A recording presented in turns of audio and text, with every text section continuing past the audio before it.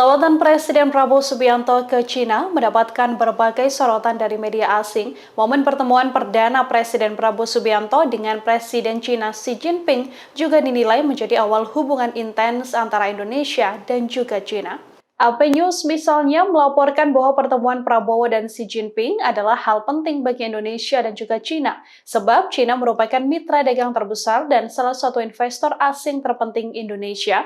Apalagi kemajuan ekonomi pesat dengan Cina sudah terjadi sejak pemerintahan era Joko Widodo. Sementara itu, media Reuters menyebut bahwa Prabowo dan Xi Jinping bahkan sudah menandatangani kesepakatan kerjasama dengan perjanjian investasi sampai 10 miliar US dollar atau senilai dengan 156,54 triliun rupiah untuk meningkatkan kemitraan dua negara.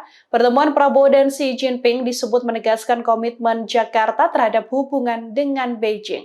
Indonesia pun ingin memperkuat koordinasi dan menjadi mitra strategis yang lebih dekat dengan Cina. Sementara itu, media Anadolu Agency mengapresiasi lawatan Perdana Prabowo ke luar negeri. Rencananya Prabowo juga akan berada di luar negeri selama 2 minggu, termasuk bertolak ke Amerika Serikat, Brazil, dan juga Peru.